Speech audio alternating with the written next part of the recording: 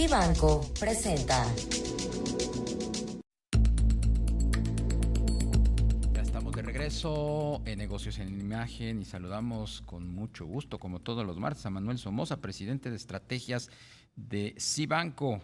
Manuel, ¿cómo estás? Antes que nada, ¿cómo se Muy pueden bien. poner en contacto contigo nuestros amigos del auditorio? No, hombre, qué gusto en saludarlos aquí. Encantado de estar con ustedes como todos los martes. Hoy no está con nosotros Rogelio Varela. Yo te saludo con mucho gusto.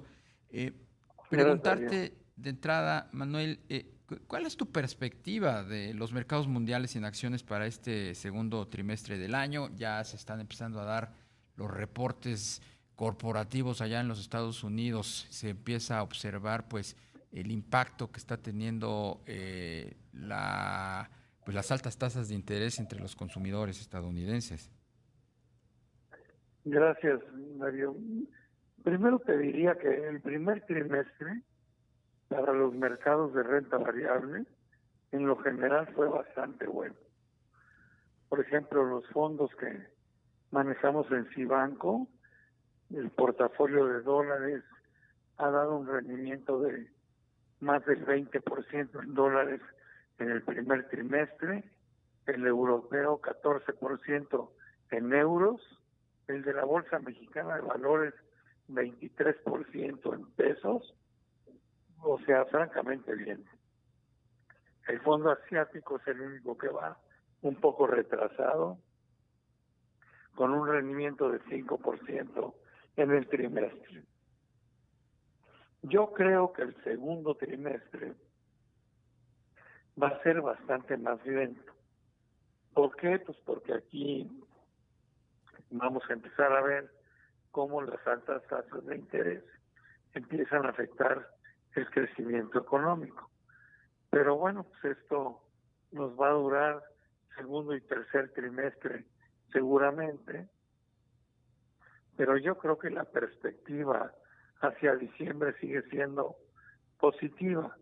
Yo tengo la impresión de que este año los mercados de renta variable van a recuperar lo que perdieron en el 2022. ¿Cuál sería, digamos, la recomendación para los inversionistas, para tus clientes en este segundo y tercer trimestre, que son los más complejos en términos de volatilidad? Mi recomendación sería invertir la mayor parte que puedan en renta fija en pesos, porque me encantan los rendimientos en pesos al 11% que estamos obteniendo en nuestros fondos. Me iría despacito con las inversiones en renta variable de abril hasta julio, entrado septiembre, y luego apretaría más para cerrar el año con inversiones más importantes en renta variable. Pero yo estos 2 trimestres que vienen me la llevaría más despacito y más conservadora. Creo que vamos a tener que ver cómo la economía del mundo empieza a declinar y después empieza a arrancar de nuevo cuando empiecen a bajar las tasas de interés, que supongo que empezará a suceder en la segunda parte del año. ¿Qué opinas de lo que declaró hace unos días Agustín Carstens, quien advertía sobre las amenazas a la estabilidad financiera? Bueno, yo creo que tiene razón Agustín, porque no cabe duda que el incremento en las tasas de interés puede poner en jaque sobre todo a los sistemas financieros, ¿no? Cuando las tasas de interés se incrementan, también se incrementa la cartera vencida. Y hay que recordar que el sector financiero es clave en el desarrollo económico de los países. Entonces hay que irse con mucho cuidado, porque aunque el tema está aparentemente resuelto en relación a que no vamos a tener una crisis bancaria, sí vamos a tener un endurecimiento del crédito de las instituciones que puede provocar una ligera recesión en el mundo. El INEGI está anticipando que México sufrirá una fuerte desaceleración en el tercer mes del año. De acuerdo con las estimaciones de este instituto, la economía del país pasaría de un aumento de 0.73% a tasa mensual en febrero a 0.10% en marzo. Yo creo que sí. Fíjate que algo que nos está lastimando es que el peso tan fuerte le pega mucho a lo que más nos ayuda a crecer, que es el sector exportador. Entonces es absurdo que tengamos una moneda tan fuerte que limite nuestras exportaciones. Por eso ojalá y Banco de México ya no siga subiendo la tasa para que el tipo de cambio se ajuste poco a poco a mejores niveles. Yo prefiero, Darío, ver un peso a 19 y creciendo México al 3% y no un peso a 18 y tener un crecimiento al 1,5%. Entonces, aquí el papel que va a jugar Banco de México pues va a ser determinante, ¿no? Para mí sí, tiene una enorme responsabilidad. Creo que el colchón que tiene es muy grande. Tiene un problema, que la inflación sigue estando muy alta.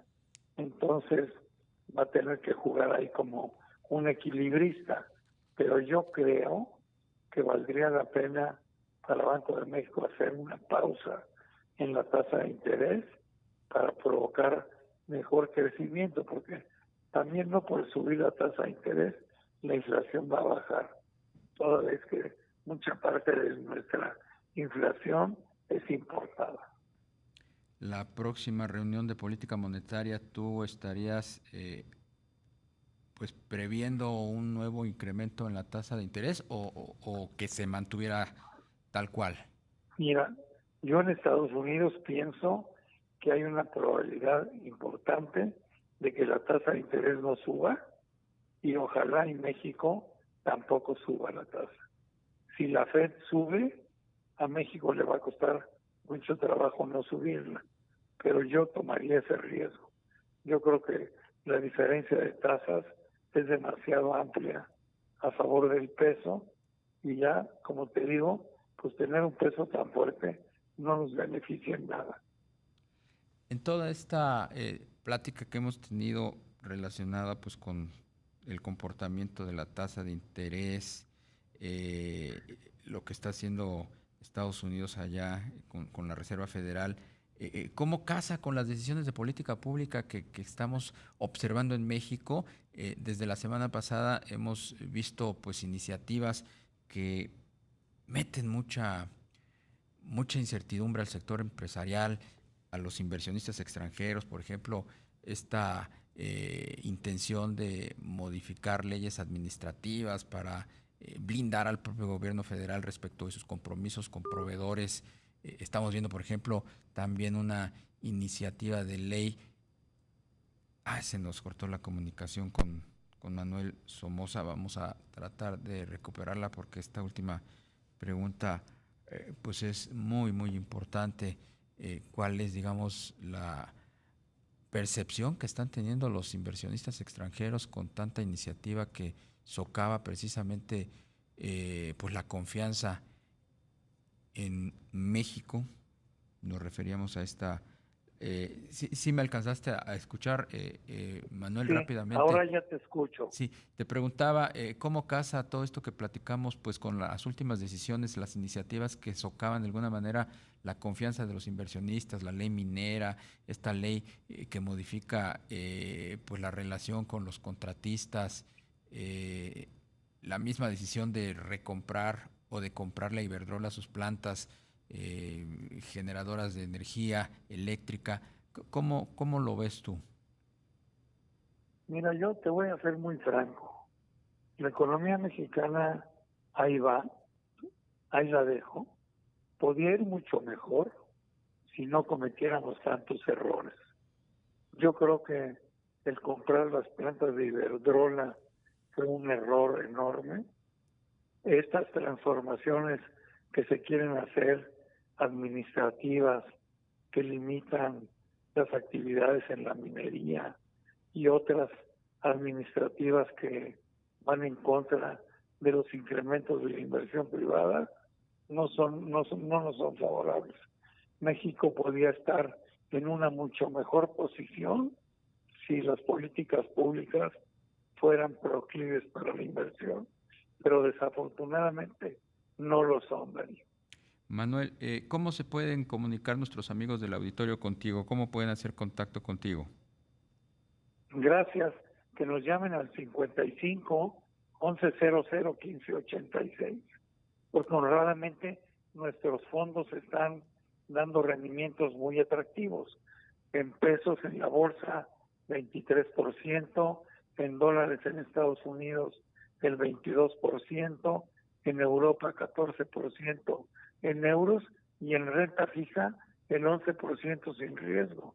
Entonces, que nos llamen al 55 1100 1586. Manuel Somoza, presidente de estrategias de Cibanco. Muchísimas gracias, como siempre, te mandamos un fuerte abrazo. No, hombre, gracias a ti, te mando un abrazo.